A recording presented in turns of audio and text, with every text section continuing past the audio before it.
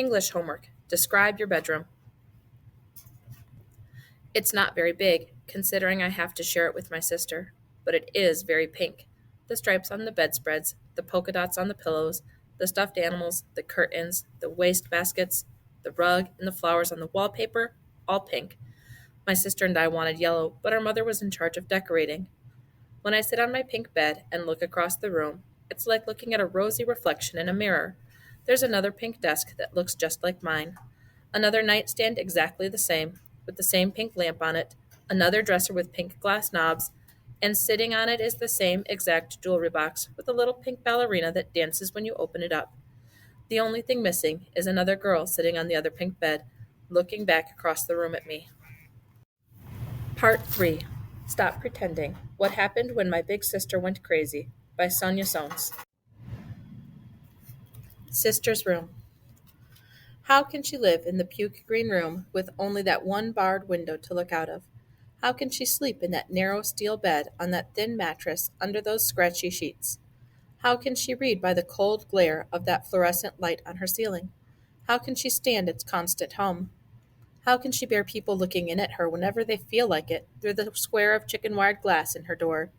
The only good thing about this room, she tells me with a choked little laugh, is that there isn't one single pink thing in it. I wish I may, I wish I might. There's a big wind tonight, whipping round the corners of our house, skittering the branches of the maple against the window pane, slamming the screen door again and again. A big wind whisking the clouds out of the way to show me the crisp evening star. There's a big wish tonight, a starlight, star-bright wish, a wishing for the wind to blow my sister home, home to her bed that lies empty next to mine, home to me, to where she belongs. February 15th. Imagine having to get into the car to go skidding across icy streets, scared to death of crashing, while listening to your parents bickering in the front seat. Imagine climbing out of the car and marching in silence up slippery hospital steps, through a tangle of corridors reeking of Lysol, to visit someone you've never met, someone who won't talk to you, or smile, or even look at you, someone who just sits there, glaring at the floor. And imagine trying to pretend it's not your birthday. When we go. Usually, we go to see her every Sunday, and we stay for about an hour if she's not doing too bad. Sometimes my parents just say a quick hello and leave me alone with her while they go down the hall to their therapy session. Sometimes I have too much homework, so I stay home and my parents go without me. Sometimes I just say I have too much homework. What we do. Most of the time, the four of us just sit in the visiting room and talk, when we can think of something to talk about.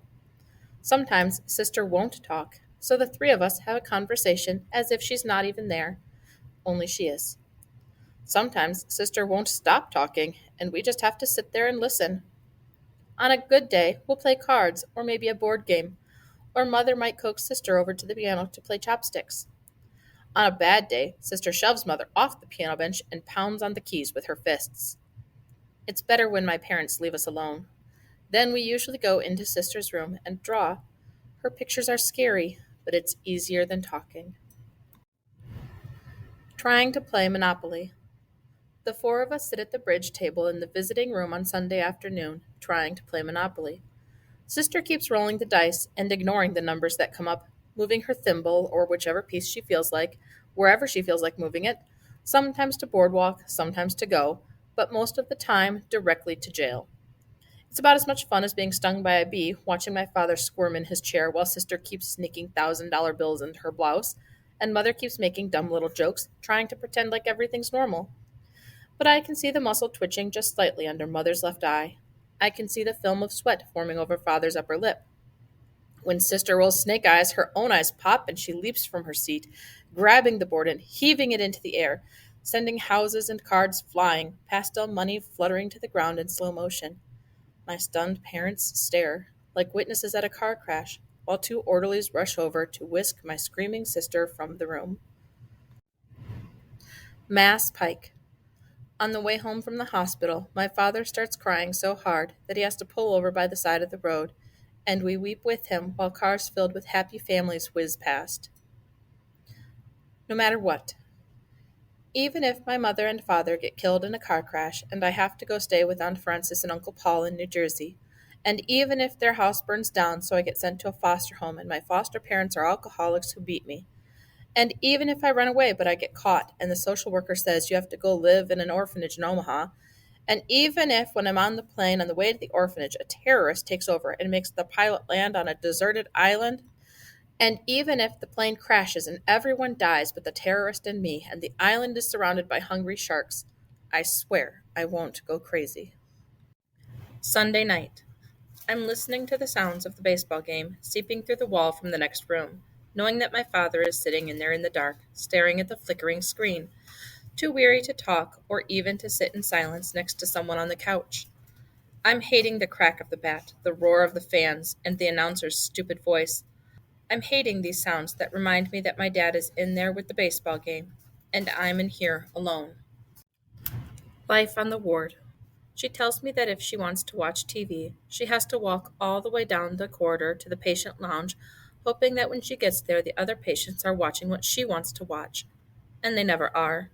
She tells me that if she wants to make a phone call, she has to wait in line at the phone booth in the hallway. And by the time it's her turn, sometimes she can't even remember who it was she wanted to call. She tells me that if she wants something special for dinner, then that's just too bad. I tell her she has to hurry up and get well. She looks at me like I'm nuts. How I know when it's time to leave. If I stay any longer than an hour, I get this weird feeling that if I look in the mirror, I'll see that my eyes have turned into her eyes, my lips have turned into her lips, and if I speak, my voice will come out sounding just like hers. The locked ward. Lost on the locked ward, I'm roaming the corridors crawling with lunatics. Haunting the olive drab hallways, they're watching me, stalking me, rocking and drooling. Who will show me the door? I've got to get out of here now. Spotting a nurse, I'm suddenly sobbing. She smiles, walking towards me, and holds out her arms, speaking so soothingly. You're looking lost. Follow me down this hall. I'll lead you out. It can be scary, I know. In only a moment, we're standing before a locked elevator door. Now where is my key? She ponders aloud. Something is odd. Just then, a doctor walks up and unlocks the door. Quickly, I hurry aboard. I turn to thank the nurse. She winks at me coyly and suddenly sticks out her tongue. Just as the doors close, I see that she's drooling and rocking and rocking and rocking.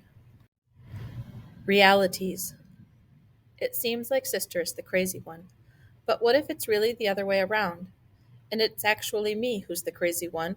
So I'm only so crazy, I think it's her. Another visit with Sister. I can feel my face morphing when she cocks her head, lifts her chin, and with laser eyes that peer through slits from beneath brows arched high, she tries to determine who I really am. Stop pretending. Stop pretending right this minute. Don't you tell me you don't know me. Stop this crazy act and show me that you haven't changed. Stop pretending you're deranged.